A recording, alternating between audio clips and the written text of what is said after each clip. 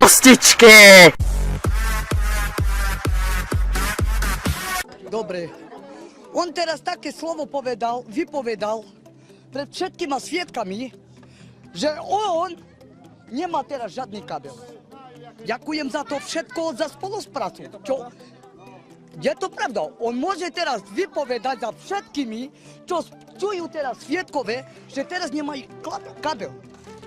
Ale vtedy, keď ľudia sme palili s ním elektrinu, vtedy kabel. Tu kabel, Postičky! Postičky! čítam. Počúvajte dobre. Tu kabel, tu kabel, tu kabel, tu kabel, hej? No a on to po penieži užíval na automatoch a tam čo dával tých ľuďom, čo on znal, že kemu nie. A čo spravil s peniežami, keď ľudia platili každý deň? Teľo. Prečo vypne ľuďoch von? Ešte vybral penieži a išlo na automatoch hrať a on to žádal detinné pridávky? Jak on vypovedá?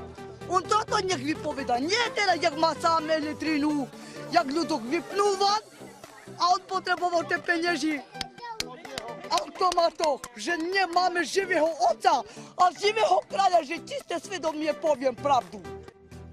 Postičky! Postičky!